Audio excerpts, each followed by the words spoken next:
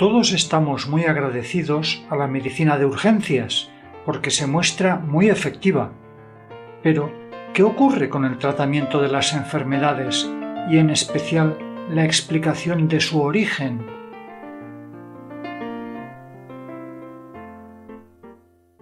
En esta serie de vídeos explicamos un modelo científico preciso para comprender el origen de las enfermedades. Esta comprensión nos permite usar otras formas de cuidarnos para una gran variedad de enfermedades, desde enfermedades banales como una irritación de garganta a enfermedades crónicas como la diabetes o graves como el cáncer. Le invitamos a ver esta serie de vídeos, aunque será probable que pase un cierto tiempo hasta que acabe de asimilar esta nueva forma de comprender la salud y la enfermedad. En este primer vídeo empezamos recordando que, hasta ahora, los tratamientos médicos no están dirigidos hacia la causa de las enfermedades, porque hay muchas enfermedades sin causa conocida o de la que solo hay sospechas. Además, se acusa a los virus y bacterias como causantes de enfermedades porque están presentes en ellas, pero esta explicación es como decir que la policía es la causa de los accidentes, dado que suelen estar allí donde hay un accidente. Que algo aparezca en un accidente no siempre quiere decir que lo haya causado. Y además, en análisis se ha encontrado que gente completamente sana tiene la misma cantidad de esos mismos gérmenes. Y aunque lleguemos a identificar una causa, todavía quedan preguntas sin resolver. Veamos unos ejemplos. Las molestias de la osteoartritis en la rodilla se alivian con una operación. Sin embargo, un famoso experimento del cirujano Bruce Moseley demostró que los resultados son idénticos si la cirugía es deliberadamente simulada. Esto se conoce como efecto placebo y plantea preguntas difíciles a la ciencia médica porque ¿cómo puede ser que se le aliviaran los síntomas sin haberle operado? Todos hemos creído saber desde pequeños cómo se forman las caries. Comemos azúcar que se queda entre los dientes, luego las bacterias se comen el azúcar y producen un ácido que ataca el esmalte, produciendo un agujero. Si las caries siempre ocurrieran por pares, entonces esta explicación sería plausible, pero este ácido se comporta de forma un poco rara, pues casi siempre solo daña un lado y no afecta al diente de al lado. Lo siguiente es bien conocido. Nos ponemos enfermos al empezar las vacaciones o el fin de semana, al interrumpir nuestro estrés cotidiano. Es lo que alguien llama enfermedad del ocio. Y siempre nos han explicado que el sistema inmune se debilita con el estrés y nos hace susceptibles a las infecciones, porque es incapaz de reaccionar a la llegada de bacterias y virus. Pero esta explicación es incorrecta, porque sería como decir que una horda de bárbaros asaltan un castillo que actualmente está indefenso, pero por alguna razón se abstienen de atacar y destruirlo hasta que los defensores han preparado una defensa. La obstrucción de vasos importantes se cita como la causa de los ataques al corazón, aunque hay estudios que demuestran que los vasos colaterales compensan cuando se producen tales obstrucciones, mostrando que hay una gran diferencia entre la teoría de los ataques al corazón y la realidad. Hay otra contradicción conocida con el nombre de paradoja de Peto. Los grandes mamíferos tienen muchas más células que los pequeños y, por lo tanto, teóricamente, deberían tener mayor frecuencia de tumores malignos, pero en la realidad no es así. Estas contradicciones anteriores aparecen en la etiología de muchas enfermedades.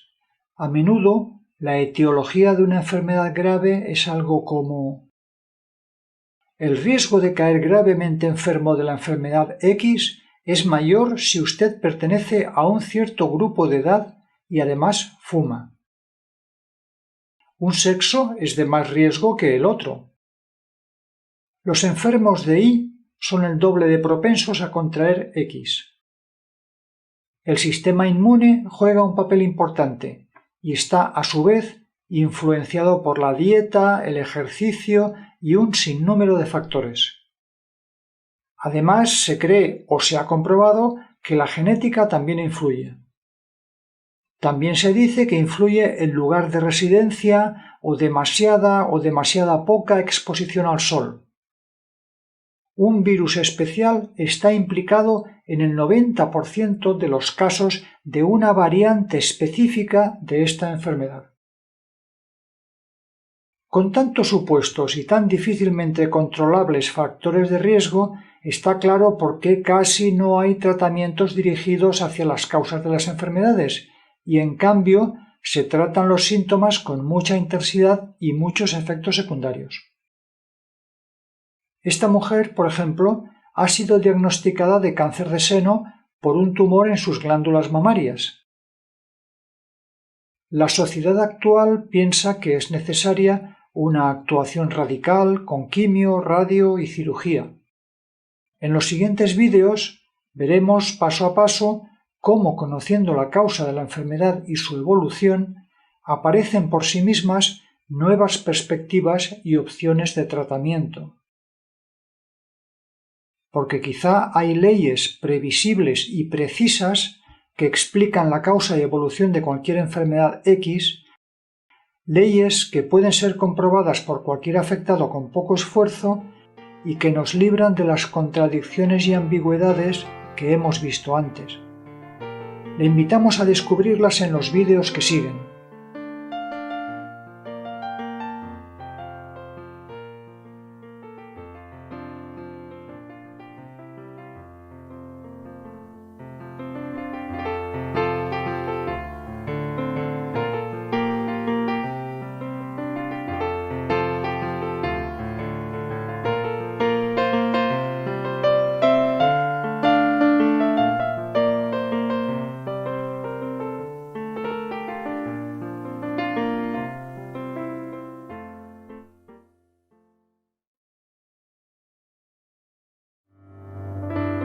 Imagine la siguiente dramática escena. Disparan a su hijo. Después de una larga agonía durante meses, finalmente su hijo acaba muriendo en sus brazos. Poco después le diagnostican a usted un tumor maligno y usted siempre ha gozado de buena salud. ¿Relacionaría usted estos dos hechos? Este hombre era un médico especializado en medicina interna. Vivió una terrible experiencia cuando su hijo recibió un disparo y acabó muriendo, después de meses de agonía. Unas pocas semanas más tarde le diagnosticaron cáncer de testículos a este médico y el tratamiento resultó exitoso. Él no creyó que ambos hechos fueran independientes. Sospechó que el shock por la desgracia de su hijo y su cáncer subsiguiente de alguna manera estaban relacionados, especialmente desde que su mujer, que también siempre había estado sana, desarrollara otro cáncer poco tiempo después. Como era médico en el departamento de oncología de un hospital de Múnich, pudo interrogar a cientos de pacientes de cáncer que le confirmaron sus sospechas. Estos cientos acabaron siendo decenas de miles de casos investigados, que culminaron en el descubrimiento de las 5 leyes biológicas que forman la base de su nueva medicina. Estas leyes proporcionan un enfoque completamente nuevo para explicar el cómo y el porqué de las enfermedades, es decir, qué cambios ocurren en el cuerpo, qué evolución siguen y por qué ocurren. Al principio pensó que estas leyes solo servían para el cáncer, pero luego con el tiempo se dio cuenta que sirven para entender el origen de la mayoría de síntomas y enfermedades, no solo en personas, sino también en animales. Antes de explicar este descubrimiento en los siguientes vídeos, es importante antes conocer un poco la historia de este médico. Desde el principio, la noticia de su descubrimiento corrió pareja a la historia de la muerte de su hijo. recibió un disparo por alguien de la corte de un monarca que usó todos los medios para encubrir el hecho, ridiculizarle en los medios de comunicación, soborno, chantaje, amenazas de muerte. A pesar de todo esto, el doctor siguió investigando intensamente sobre su descubrimiento y enseguida se dirigió a sus colegas médicos y a la universidad, pues parecía ser un descubrimiento de proporciones inimaginables. La empatía y comprensión que estableció con sus pacientes fue justo lo opuesto de la forma desastrosa como informó al mundo sobre su descubrimiento, granjeándose muchos enemigos. Enseguida le acusaron no sólo de proponer una teoría completamente aislada, sino que incluso había incumplido el método científico y cometido muchos errores formales. Así, en vez de entusiasmo o interés, sólo se granjeó ser ridiculizado, rechazado y despedido. Nunca se llegó a realizar lo que él siempre quiso, la verificación de sus leyes por una comisión de científicos en un acto público, por las décadas de incomprensión mutua que siguieron. Sólo hubo verificaciones de sus descubrimientos a pequeña escala, por varios grupos de médicos y hospitales.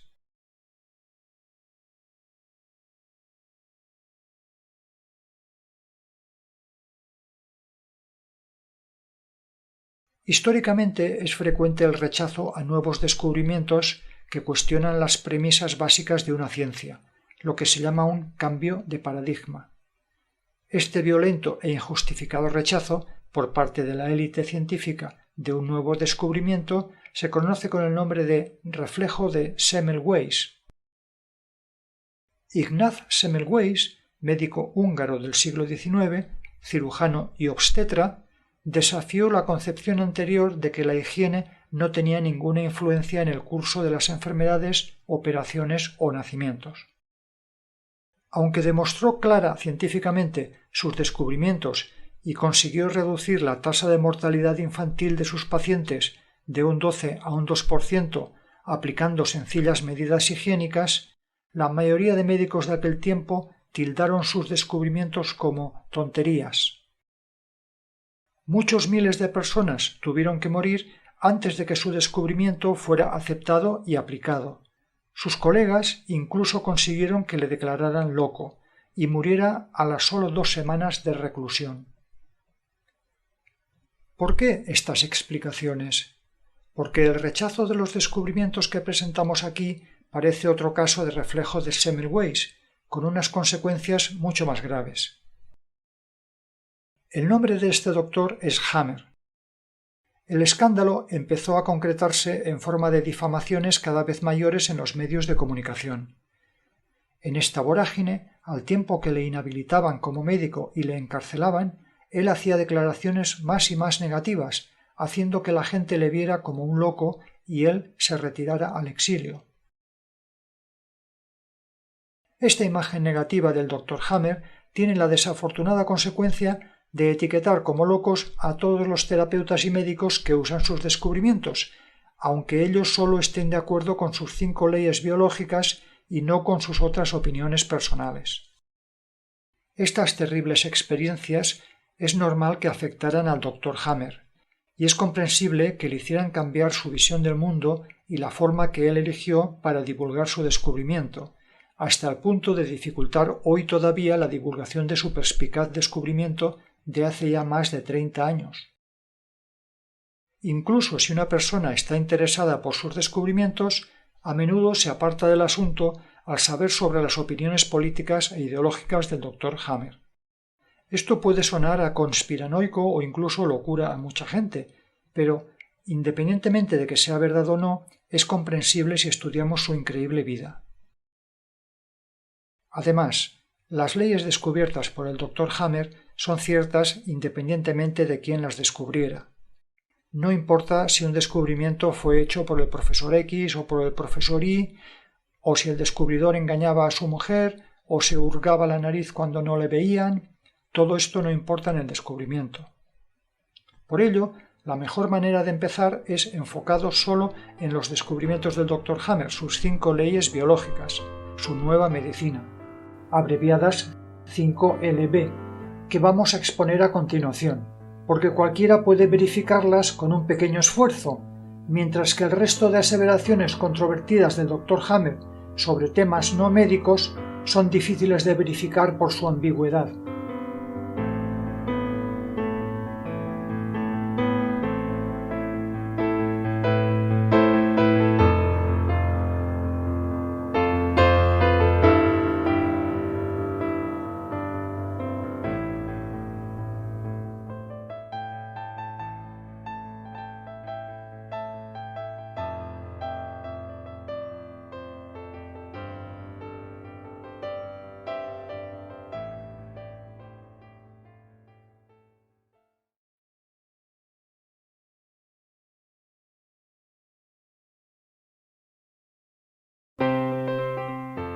¿Puede creer que nuestro cuerpo siempre funciona con una cierta lógica, aunque a veces no la sepamos ver? El cuerpo va respondiendo continuamente a las circunstancias, a lo que le pedimos. Por ejemplo, si nos ponemos a correr, sudaremos y nuestro corazón empezará a latir más rápido.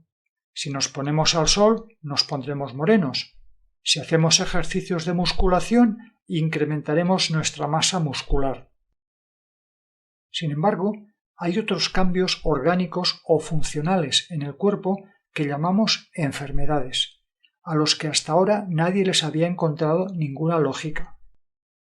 Conociendo las 5 leyes biológicas, nos damos cuenta que nada de lo que ocurre en el cuerpo es malo o equivocado, que todos estos cambios no son más que síntomas de reacciones del cuerpo que el Dr. Hammer llamaba programas especiales biológicos con sentido de la naturaleza, que abreviaremos por SBS.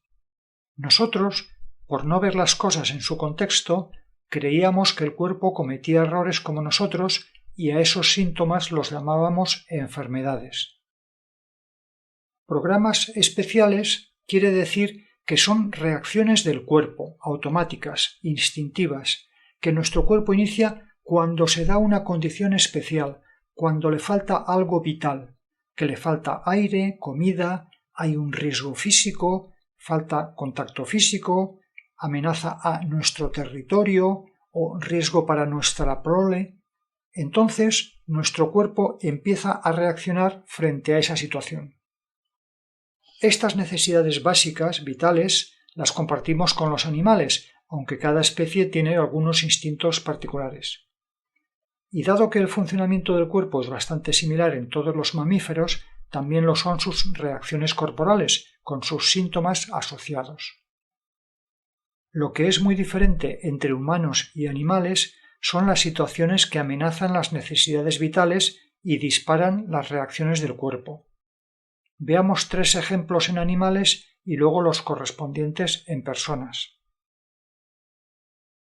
Si un ciervo ve en riesgo su vida por un incendio, su cuerpo reaccionará incrementando la función de sus alvéolos pulmonares, que son los responsables de la asimilación del oxígeno, de forma que podrá correr más y tendrá más posibilidades de escapar del fuego.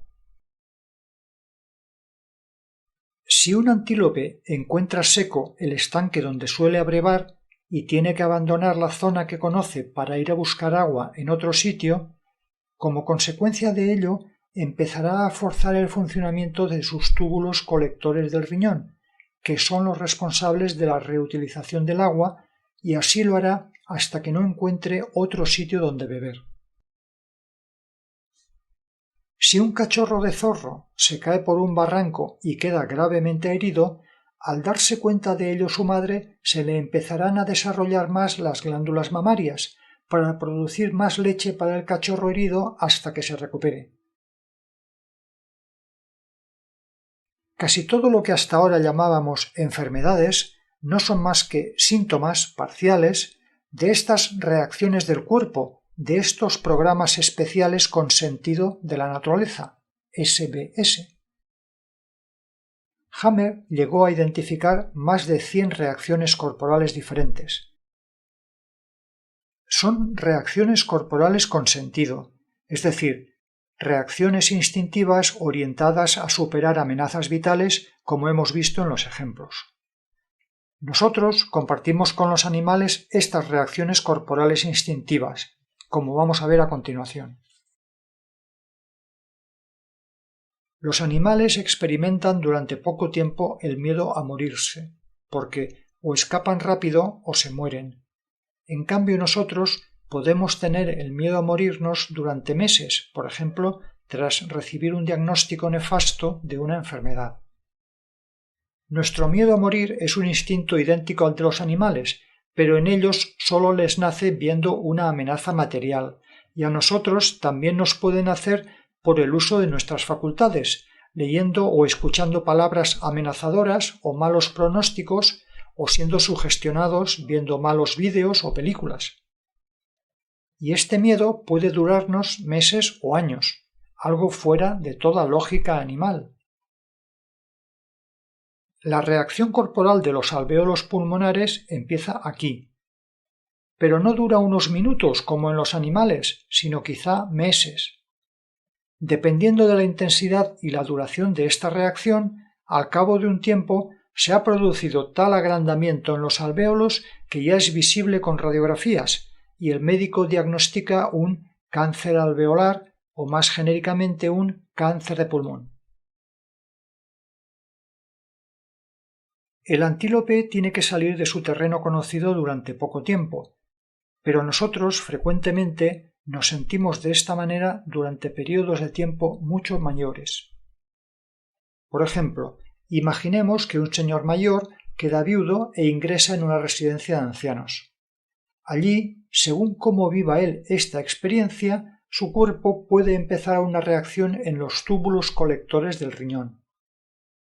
A diferencia del antílope, que o encuentra en poco tiempo otro sitio seguro donde abrevar o morirá, el anciano puede quedarse en la residencia durante el resto de su vida con la misma sensación, y sus riñones acabarán reutilizando tanta agua y orinando tan poca que le diagnostican fallo renal.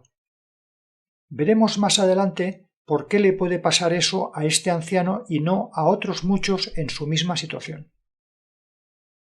La proliferación de las glándulas mamarias en los animales dura poco tiempo comparado con lo que nos puede durar a nosotros, por ejemplo, cuando atropellan a una niña y queda malherida.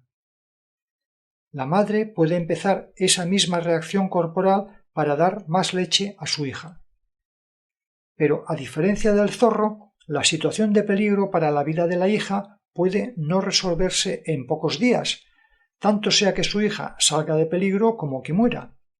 Gracias a los primeros auxilios y tratamientos hospitalarios, puede que se mantenga entre la vida y la muerte durante semanas, quizá por haber sufrido las más graves heridas antes de acabar saliendo de peligro.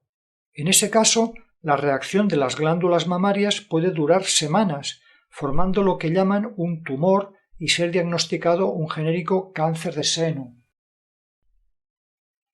Pero antes de que nadie se preocupe innecesariamente, hay que decir que no siempre una herida o enfermedad de un hijo produce ese efecto, porque es necesario que se den otras condiciones que veremos en el vídeo siguiente. El cuerpo reacciona haciendo lo que, con su lógica animal, entiende que es lo mejor para superar una difícil situación. Solo si la mujer, en el caso de esta reacción, persiste durante meses en su preocupación por su hija, la proliferación celular llega a formar un tumor. Las reacciones corporales instintivas son inicialmente la mejor respuesta del cuerpo, aunque el rápido desarrollo de nuestra civilización cada vez más nos lleva al hecho de que las reacciones corporales no sirven para solucionar las situaciones y así se convierten en problemas que llamamos enfermedades. El Dr. Hammer enunció esto en su quinta ley, que dice que las enfermedades no son más que síntomas, partes de reacciones corporales instintivas animales con un sentido beneficioso para los animales, como hemos visto. De todo lo que se creía antes, como tumores malignos o células locas, no queda nada. Solo vemos reacciones sensatas de nuestro cuerpo que, con su lógica y funcionando durante largo tiempo, producen cambios orgánicos que antes se consideraban como malignos, dañinos o defectuosos. Entendiendo estas relaciones, casi nadie debe temer un diagnóstico grave.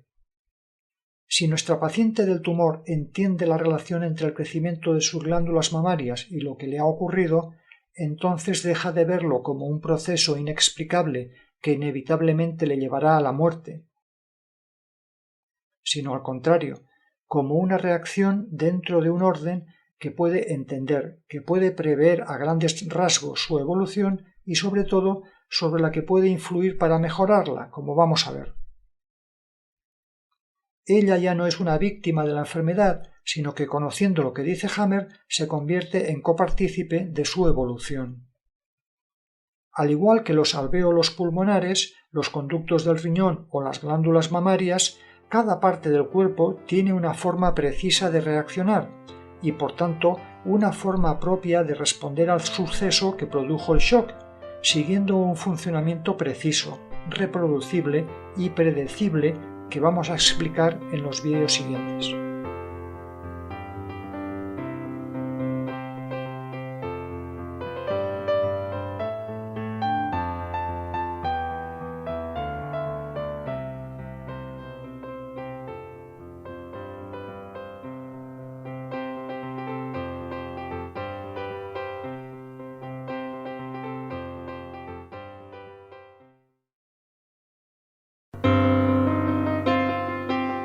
¿Cómo empiezan los SBS?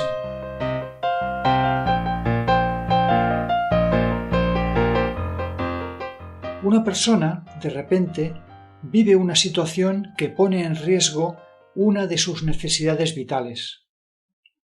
Es inesperada para ella y la percibe con alta intensidad y en soledad. Esta situación es lo que Hammer llama un shock biológico y desencadena una reacción automática, instintiva en el cuerpo. Lo importante no son las circunstancias objetivas del hecho, sino cómo lo percibe el sujeto. En función de sus ideas, creencias, habilidades, formación, cultura, integración social y del instinto humano o del animal que se trate. Gran variedad de cosas influencian estas estructuras internas y, por tanto, pueden servir para orientar otros modelos de promoción de la salud. El que mantiene un cuerpo vigoroso haciendo deporte y comida saludable, o quien cuida su autoconsciencia y va librándose de ideas erróneas que le esclavizan, más raramente vivirá shocks biológicos por situaciones difíciles y que a la vez sean inesperadas, de gran intensidad y en soledad.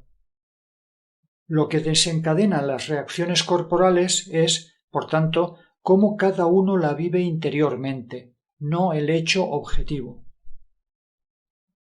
Una misma situación a una persona le puede provocar un conflicto biológico y a otra parecerle insignificante, excitante o hasta divertida. Imaginemos, por ejemplo, que alguien de repente pierde su trabajo.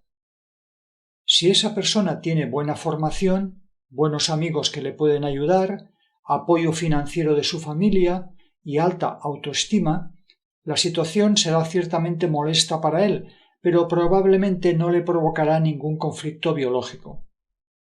Por el contrario, si la persona necesita ese salario para subsistir, no tiene familia a quien le pueda socorrer, poca formación que le hace difícil buscar trabajo, entonces está cumpliendo las condiciones para que probablemente esa situación le provoque un shock biológico.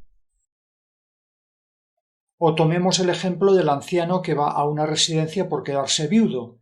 Imaginemos que vivió 60 años en su casa, que él mismo se la construyó, que su mujer le cuidó siempre y nunca ha tenido amigos.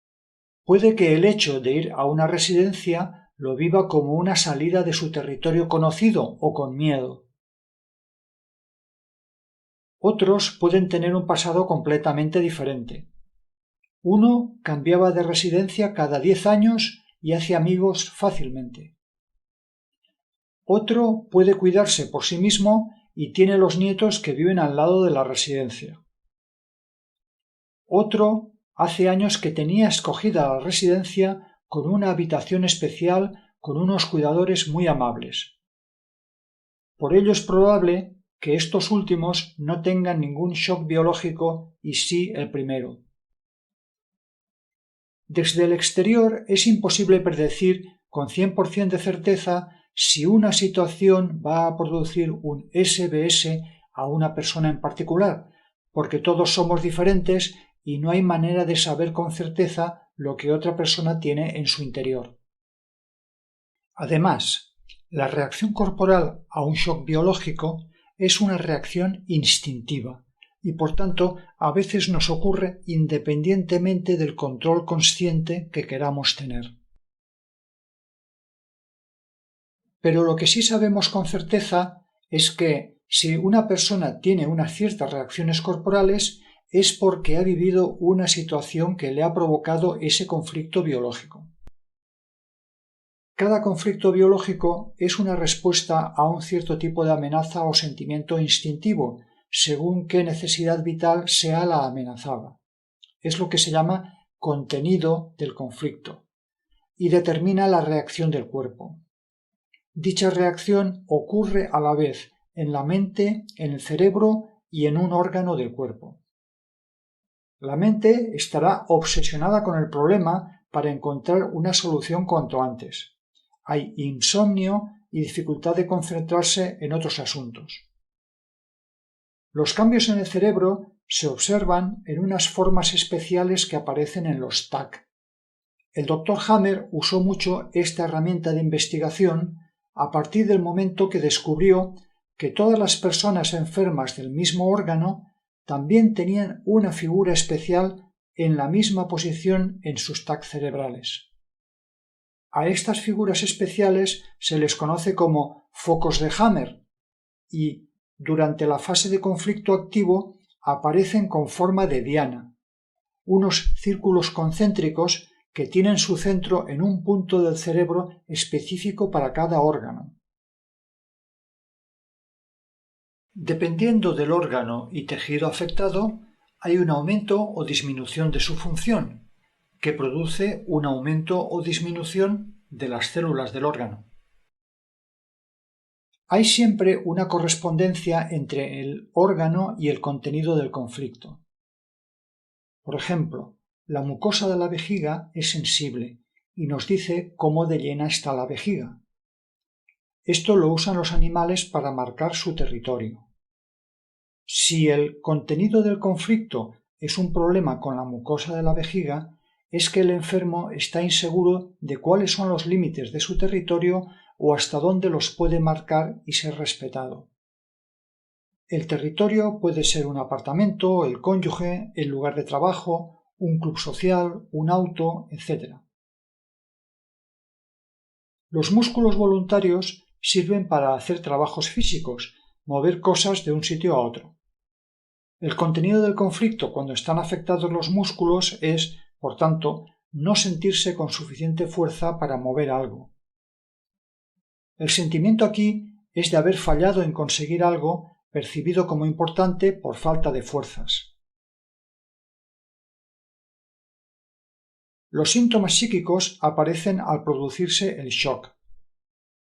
En cambio, puede llevar semanas o incluso meses hasta que se perciban los cambios orgánicos. Con o sin este retraso, ambos tienen su origen en el shock biológico. Cuando, por efecto de un shock, tenemos alteraciones psíquicas, orgánicas o funcionales, es perder el tiempo luchar contra estos síntomas, contra las consecuencias. Hemos de encontrar y resolver la raíz del problema, el shock biológico. No es posible solo olvidarse del problema. Además, los síntomas en la mente, cerebro y órgano evolucionan paralelamente, lo que permite seguir más fácilmente la evolución, pues tenemos 3 fuentes de información. De esta forma, si 1000 pacientes tienen un tumor en el hígado, podemos deducir que también estará el foco de Hammer en el tronco cerebral de esos 1000 pacientes, centrado en el punto de control del hígado, y un sentimiento y comportamiento obsesionado con morirse de hambre en todos ellos, que es lo que Hammer llama el contenido del conflicto. Si vemos un foco de Hammer en el punto del hígado del TAC del tronco cerebral, entonces sabemos que hay un tumor en el hígado y miedo a morirse de hambre. Teóricamente también deberíamos ser capaces de deducir los otros dos síntomas a partir del estado mental, pero por su naturaleza invisible es más fácil que nos lleve a errores. Todo esto está enunciado en su primera ley biológica, que dice: cada reacción corporal, SBS, empieza por un shock biológico, intenso, vivido en soledad. Este shock no es algo puramente psicológico, un mero disgusto mental. Es algo que dispara una respuesta instintiva, profunda de nuestro cuerpo. Según la necesidad vital puesta en peligro, que dispara la respuesta instintiva, se producirá una u otra reacción corporal. Los síntomas de la respuesta corporal siempre evolucionan paralelamente en el órgano, en el cerebro y en la mente. Hasta ahora no teníamos explicaciones plausibles de por qué le ocurría esa enfermedad a esa persona en ese momento. Nos preguntábamos: ¿por qué yo? ¿Por qué ahora? ¿Por qué esto? Y nos aplicaban remedios y terapias contra los síntomas casi independientemente de nuestras circunstancias personales. Conociendo la primera ley biológica y las reacciones corporales, ahora nosotros y nuestra paciente del tumor entendemos exactamente por qué yo, por qué ahora, por qué esta enfermedad. Hay todavía algunos temas por aclarar, como la lateralidad de los síntomas, es decir, por qué ocurren en un lado del cuerpo u otro. Esto se explica en otro lugar. Hasta este momento, sin embargo, la paciente del tumor no sabe todavía que hay nuevas y formas más dirigidas de tratar con su problema, de forma que pueda recuperarse cuanto antes. En el siguiente vídeo vamos a exponer cómo se desarrollan las reacciones corporales, lo que nos dará unas primeras ideas sobre lo que puede hacer esta paciente.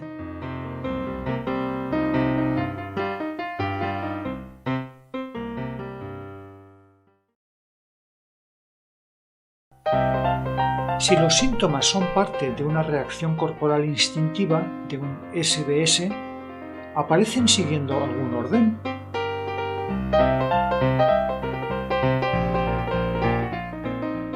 Hammer dice en su segunda ley: todo SBS tiene dos fases, siempre que se alcance la segunda resolviendo el shock biológico. Junto con la alternancia diaria de día-noche, el cuerpo también cambia entre un estado activo y pasivo de recuperación. Los SBS empiezan con una primera fase llamada de conflicto activo. La persona está en un estado de alerta, de tensión, a toda hora del día y de la noche. Así, la persona duerme poco, se siente con mucha energía y ganas de actuar. Como ya hemos visto, tiene la mente ocupada con un pensamiento obsesivo. Aparece en el TAC del cerebro un foco de Hammer, sin producir ninguna molestia. Y hay cambios funcionales en un órgano. Nuestra paciente del tumor, con su hija atropellada por un auto, estará todo el día pensando en su hija y cómo puede ayudarla. En su TAC cerebral aparecerá un foco de Hammer a un lado del cerebelo, y en su cuerpo una o más glándulas mamarias empezarán a funcionar más. Imaginemos que su hija resultó muy mal herida, pasó semanas con riesgo de muerte y solo acabó de curarse después de algunos meses. Durante ese tiempo, su madre se mantuvo en un estado de conflicto activo con una intensa preocupación. Sus glándulas mamarias fueron proliferando durante toda la fase de conflicto activo. La masa de células resultante es lo que llamamos tumor. Cuanto más dure la fase de conflicto activo, mayor será el tumor. Todavía no se sabe por qué el tumor se produce en una glándula mamaria y no en todas. puede consultar la referencia 2. Por tanto, no hay células malignas que busquen dañarnos, sino una reacción corporal con su lógica que hacemos que funcione demasiado tiempo. Además, no siempre se produce proliferación celular durante la fase de conflicto activo, sino que también puede darse necrosis, pérdida de células, como veremos en el siguiente vídeo. Si se soluciona el conflicto, se pasa a la fase de recuperación. Estamos contentos, relajados o incluso eufóricos, ya que se ha resuelto la situación estresante. El foco de Hammer aparece diferente en el TAC, produciéndose una inflamación en esa zona del cerebro que, dependiendo de su tamaño, puede producir síntomas como dolor de cabeza, náuseas, problemas funcionales como parálisis, etc. En el cuerpo se invierten los cambios que se produjeron en la fase de conflicto activo, produciendo generalmente inflamaciones. Por ejemplo, cuando el tejido generado se descompone o se compone nuevo tejido. La mayoría de enfermedades cotidianas como resfriados, tos, irritaciones de garganta, etc., son síntomas de esta fase, ya que nos sentimos enfermos, tenemos fiebre, estamos débiles y con necesidad de recuperarnos. Hacia el final del proceso se forman cicatrices y otros síntomas. En nuestro ejemplo, cuando la hija salga de peligro, la madre estará cansada pero mentalmente relajada, tranquila. El foco de Hammer se inflamará y podrá causar problemas de espacio en la caja craneal. Los cambios en el pecho se revertirán si el tumor no se ha extirpado quirúrgicamente. Los microbios descomponen el exceso de tejido generando pus. Si la duración de la fase de conflicto activo es muy larga, la cantidad de pus que se genera será grande y producirá problemas. Completada la descomposición, quedará una cicatriz, que también puede dar problemas según su tamaño. La duración más la intensidad de la fase de conflicto activo es más o menos la misma que la duración e intensidad de la fase de recuperación y determina la intensidad de los síntomas y su progresión. En la mitad de la fase de recuperación, pero no más tarde de 3 semanas desde la solución del conflicto, hay lo que se llama la crisis epileptoide, EC, que es cuando se alcanza la mayor intensidad de los síntomas, en particular la inflamación. A partir de ese momento avanza la cicatrización y disminuyen otros síntomas como la inflamación. La crisis epileptoide es un momento especial en el que el cuerpo, por poco tiempo, vuelve a funcionar como en la fase de conflicto activo y, dependiendo del órgano afectado, puede durar entre unos segundos y unas pocas horas. En la mayoría de los SBS, esta crisis pasa desapercibida. En algunos casos, produce síntomas que pueden ser fuertes e incluso fatales y que son diagnosticados como crisis epiléptica, ataque al corazón o ataque de asma. Hasta ahora hemos explicado una evolución sencilla de un SBS, que es más bien una excepción en los humanos. En nosotros lo más frecuente son las recaídas. Como la gente ahora vive sin controlar sus instintos de forma bastante rígida e incapaz de cambiar, los SBS se repiten y repiten durante años. Por ejemplo, cuando tenemos shocks por trabajar con un empleado, jefe o cliente que nos disparan la fase de conflicto activo hasta que llegan las vacaciones o el fin de semana. La mayoría de enfermedades crónicas tiene este mecanismo, que puede durar la vida entera si las condiciones no cambian o la actitud del sujeto frente a ellas. En esos casos en que se está reentrando continuamente en la fase de conflicto activo, es difícil o imposible prever la duración de la fase de recuperación. ¿Para qué sirve saber que los SBS tienen 2 fases? Hasta ahora hemos descontrolado mucho nuestros instintos, resultando en largas fases de conflicto activo y por tanto grandes síntomas. Ahora, con este nuevo conocimiento, los pensamientos obsesivos pueden avisarnos de que estamos en la fase de conflicto activo mucho antes de que nos enteremos por los síntomas orgánicos, y así intentar hacer algo para resolver el conflicto cuanto antes y todos los síntomas sean menos problemáticos. Por otro lado, si los síntomas ya son claros, en función de en qué fase esté el paciente, puede elegirse entre diferentes terapias. Veamos las diferentes posibilidades en el caso de nuestra paciente con un tumor. Si no conoce las 5 leyes biológicas, no conocerá el origen de lo que le pasa ni su situación. Como la medicina oficial tampoco lo sabe y tampoco sabe por qué se producen lo que llaman remisiones espontáneas, entonces recomienda quimio, radio y cirugía, con resultado de largo sufrimiento, desfigurar a la mujer y frecuentemente una muerte prematura.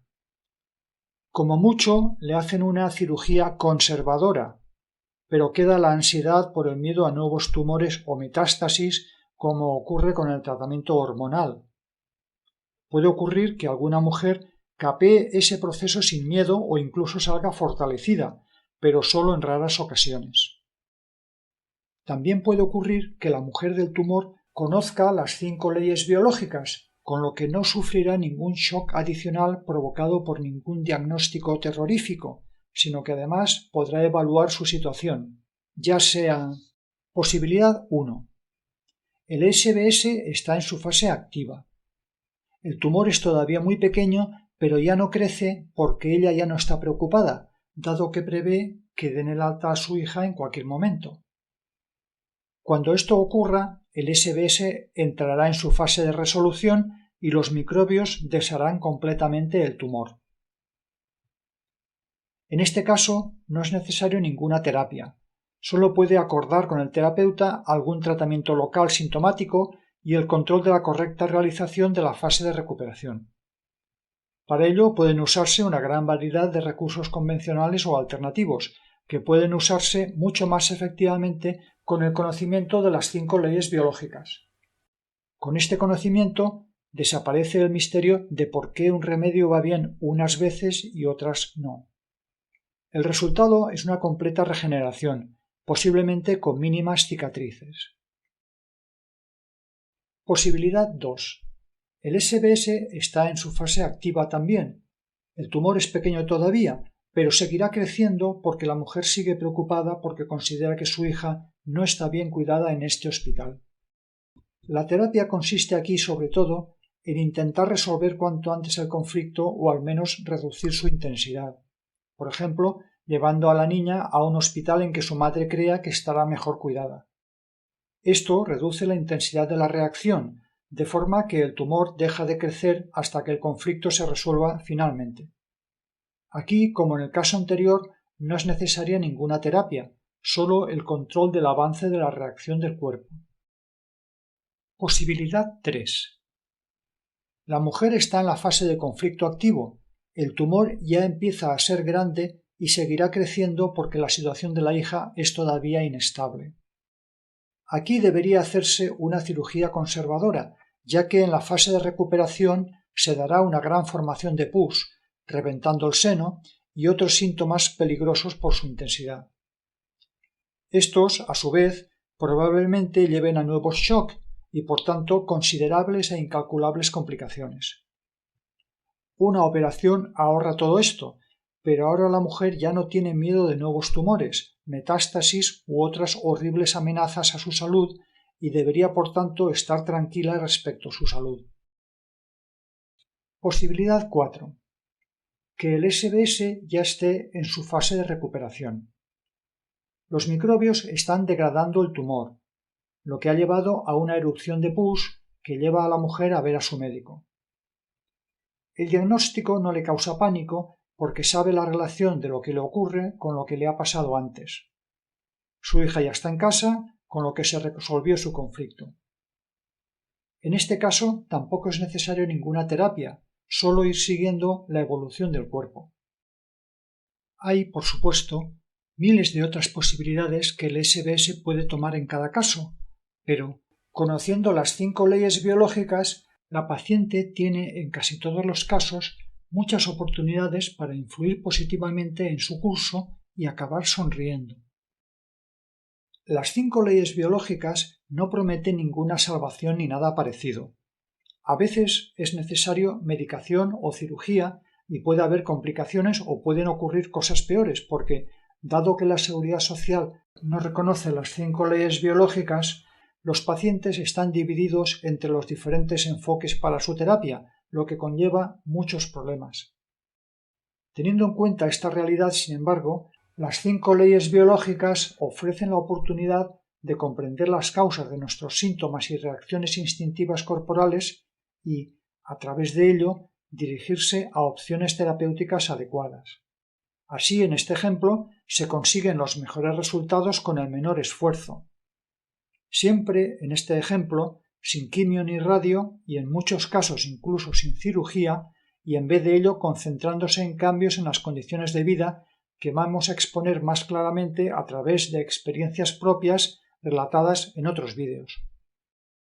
Aunque se hayan resaltado en estos ejemplos los síntomas externos, materiales, las posibilidades concretas de tratamiento deben tomar siempre en cuenta todas las circunstancias personales, incluidas las internas, pues ellas son las que llevaron al shock y nos pueden sugerir opciones para resolver el conflicto o controlar el curso del SBS. Con el conocimiento de la primera y segunda ley podemos identificar la causa y evolución y ritmo de cada SBS. Pero ¿cómo sabemos qué síntomas ocurren en la fase activa y cuáles en la fase de recuperación? Esto es lo que nos explica la tercera ley, que veremos en el vídeo siguiente.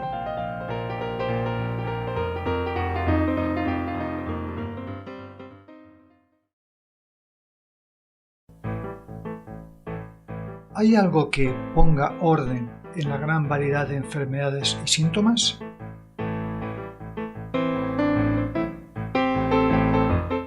Sí, el hecho de que el cuerpo tiene 3 tipos de células, que provienen de los 3 tipos de células del embrión.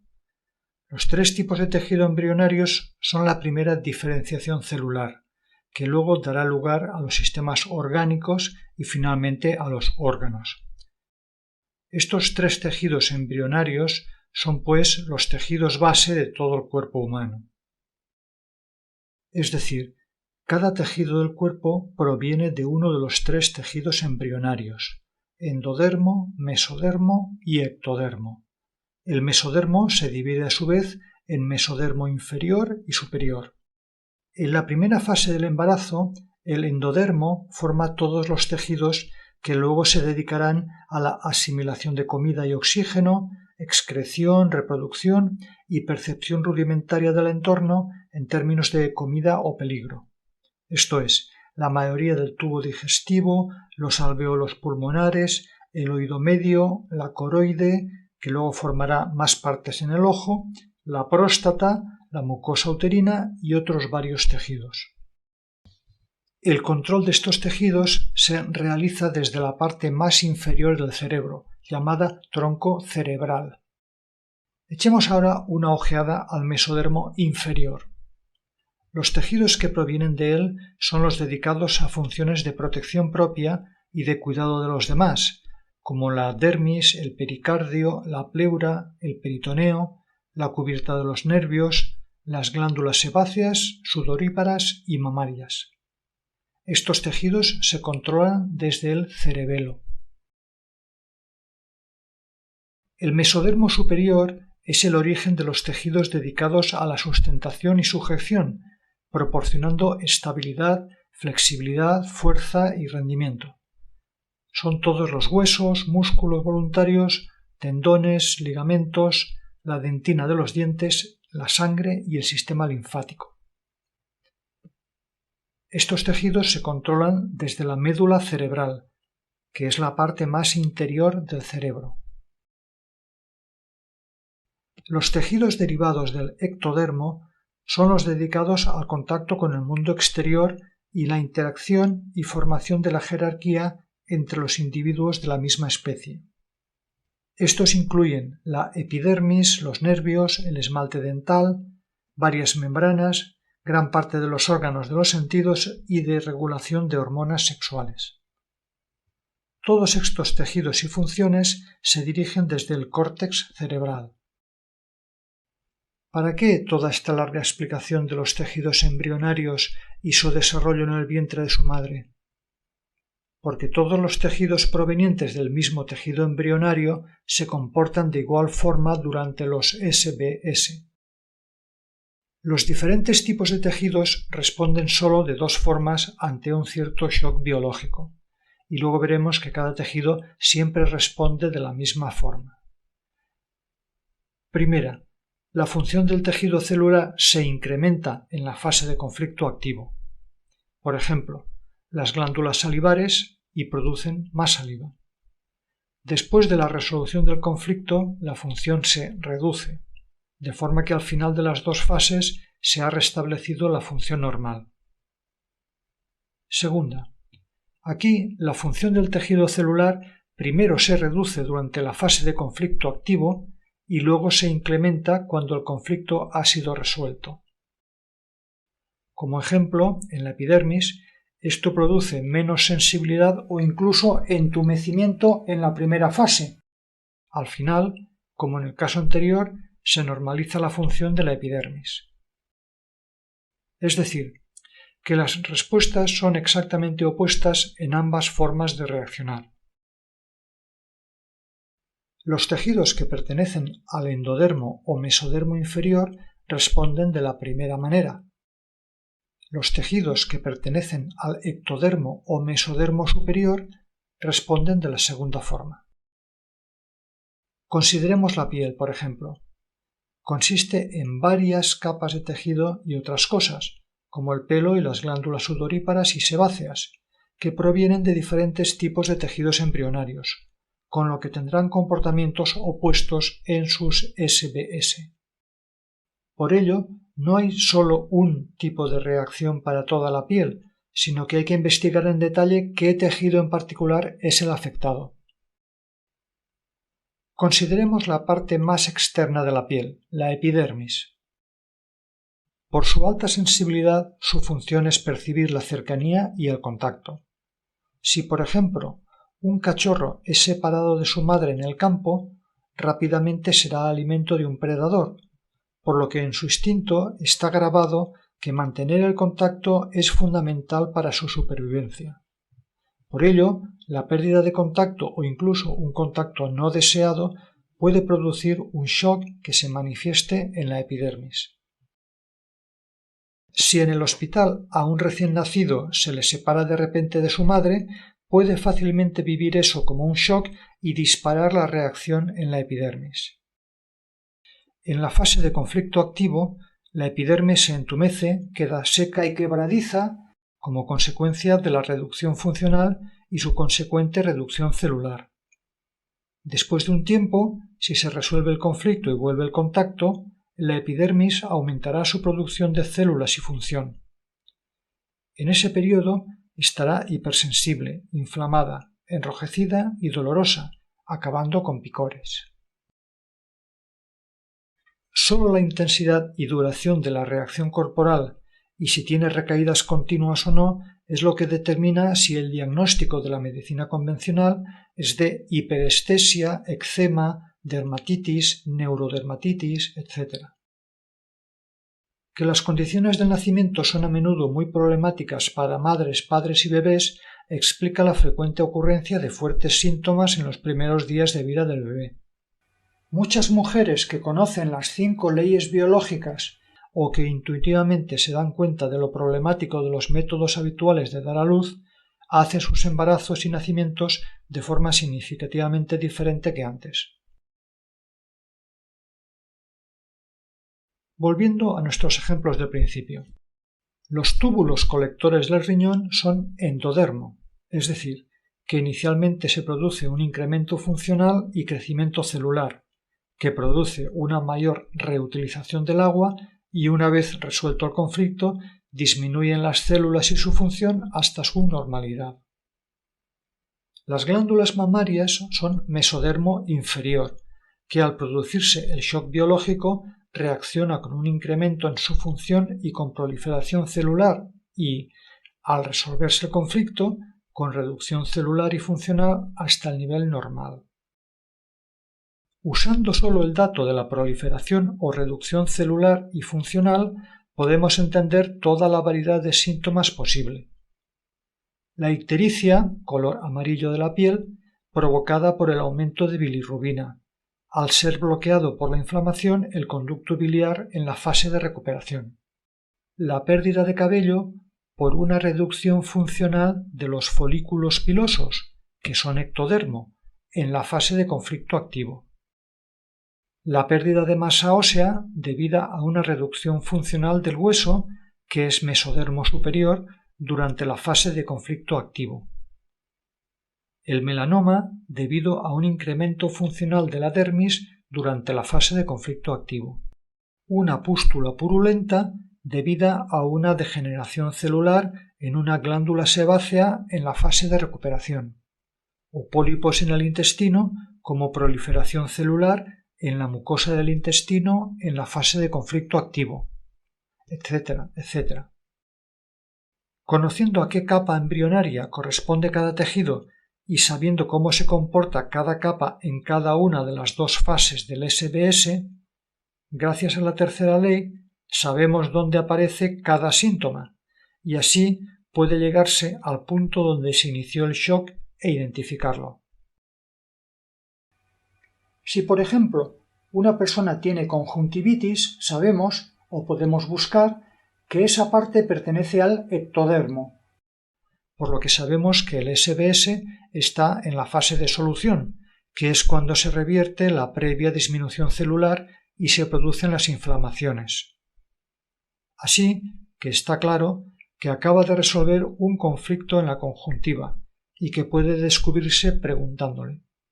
El contenido del conflicto en la conjuntiva es sobre dejar de ver algo importante, por ejemplo, porque en el momento crucial el enfermo cerró los ojos, cayó dormido o miró para otro lado.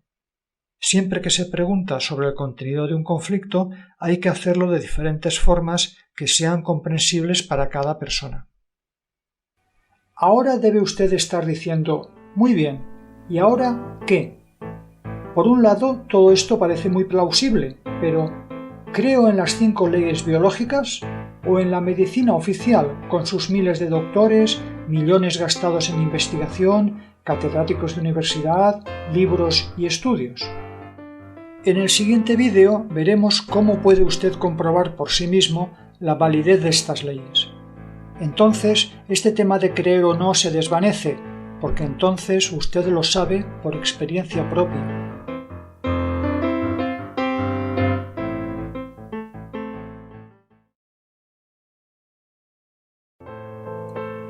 Todo esto está muy bien, pero ¿debo confiar en las 5 leyes biológicas o en la medicina oficial, con sus miles de médicos, millones que gastan en investigación, catedráticos, libros y estudios? En este último vídeo veremos varias formas de comprobar las leyes biológicas y al final le explicaremos cómo puede seguir profundizando en el tema.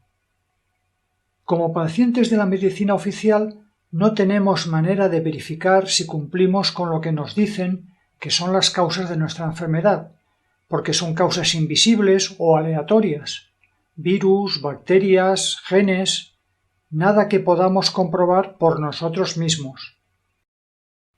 Podemos dar un beso a alguien con una enfermedad infecciosa, tocar con la mano los pies de alguien con hongos, pie de atleta, dejar de cepillarnos los dientes durante años, quedarnos al aire libre en invierno vestidos solo con pantalones cortos y una camiseta.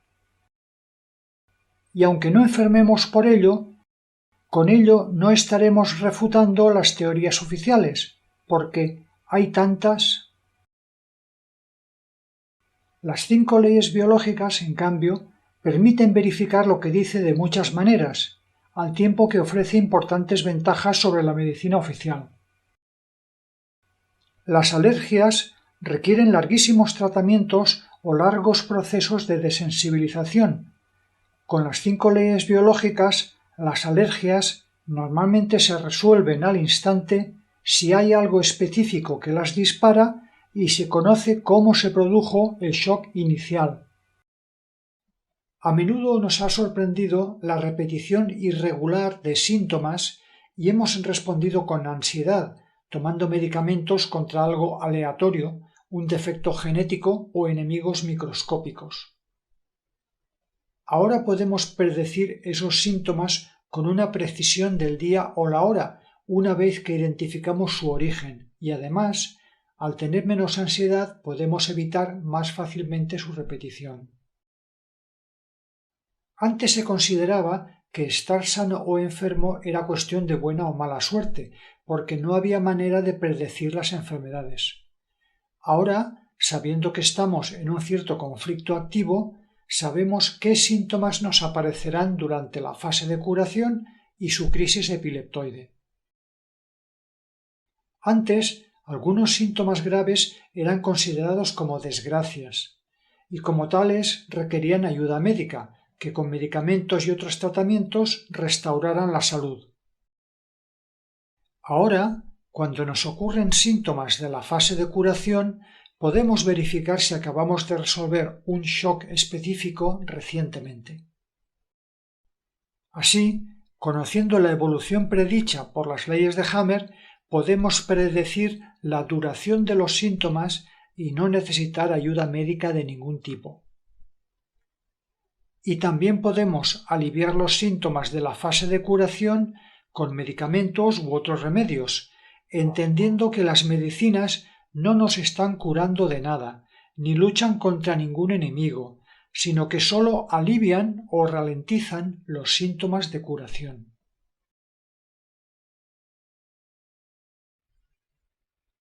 Antes era una simple coincidencia que un síntoma apareciera a la izquierda, a la derecha o a ambos lados del cuerpo. Ahora podemos comprobar el lado en que aparece cada síntoma e incluso predecirlo, porque las 5 leyes biológicas nos avisan de si un síntoma va a aparecer en un lado o en el otro. Puede ver la referencia 6 sobre este tema. Hay algunos síntomas, como el resfriado o la tos, que son muy genéricos y no nos orientan mucho para conocer qué puede originarlos. Pero hay otros que, diferenciándose por su tipo o intensidad, sí que nos ayudan a encontrar su origen. Podremos ver ejemplos de ello en los siguientes vídeos prácticos, en los que, con el conocimiento de las 5 leyes biológicas, se nos presentan varias formas de tratamiento para una variedad de enfermedades. En las 5 leyes biológicas también hay cosas que uno mismo no puede comprobar fácilmente, porque no tenemos esa enfermedad o porque nos falta el TAC del cerebro. Pero lo más importante es tener el convencimiento de que las ideas básicas son correctas, aunque no podamos verificar todos los detalles personalmente, o puede haber detalles erróneos o todavía no descubiertos. Y es útil compartir con otros nuestras experiencias. Usted ha recibido, en una hora aproximadamente, una introducción a la nueva medicina y sus 5 leyes biológicas. Por supuesto, le habrán surgido muchas preguntas que no hemos respondido. En esta exposición se han hecho algunas simplificaciones y algunos temas no se han abordado, como la influencia de ser diestros o zurdos sobre el lado en que se presentan los síntomas, las enfermedades mentales, nuevos shock en vez de la teoría de la metástasis, contagios, vacunaciones, el papel de los hongos, bacterias y virus en la 4ª ley, lo que son los raíles en el momento del shock, las 3 formas de reaccionar del ectodermo, el comportamiento de los tejidos cuando hay varios SBS simultáneos, la regla de la balanza en shocks territoriales, el detalle de cada SBS, el efecto de las medicinas en el curso de los SBS, las 6 cualidades del endodermo, el cerebro con sus focos de Hammer, los SBS que solo tienen cambios funcionales sin cambios orgánicos como la diabetes, parálisis, etc. Comprendiendo los conceptos básicos, quedan muchos temas interesantes por conocer, como la piel, el dolor, el corazón, la fertilidad y el deseo frustrado de descendencia, embarazo y nacimiento, obesidad, presión arterial, depresión, órganos de los sentidos, digestión, riñón, la regla femenina y muchos otros. Para profundizar en todos estos nuevos temas les refiero a otras fuentes. Un último comentario. Cada autor que divulga las 5 leyes biológicas utiliza diferentes nombres para las diferentes fases y momentos de cada enfermedad. En vez de shock biológico también se usa DHS. La fase de conflicto activo puede llamarse CA, fase de estrés o semejante. En vez de fase de recuperación, PCL, con una PCLA antes de la crisis epileptoide y una PCLB después, o llamarla fase de reparación o de curación. La crisis epileptoide se nombra también epicrisis o EC. En vez de mesodermo inferior y superior, el Dr. Hammer usaba antiguo y nuevo mesodermo. Ya tiene todo lo que necesita para seguir profundizando. Gracias por ver estos vídeos y su interés en el tema.